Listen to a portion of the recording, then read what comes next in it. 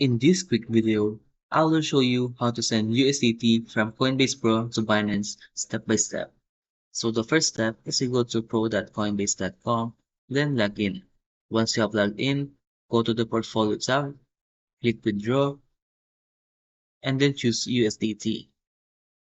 Click here, then go to Binance.com, log in, and click here.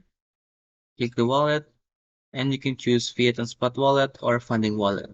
So for example, we're going to use Fiat and Spot. Click Deposit, click here, and select USDT. Click here and select ERC20 because we're using ERC20 in Coinbase Pro. Then copy the address, go back to Coinbase Pro, paste it here, click here, and then type the amount of USDT you want to withdraw. For example, 50 USDT, and you can see that there is a network fee.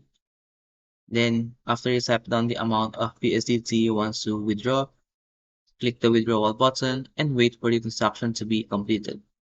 Once the transaction has been completed, go back to Binance.com and check if you have received the USDT in your Fiat and Spot wallet. If you have any questions about how to send USDT from Coinbase Pro to Binance, leave a comment below.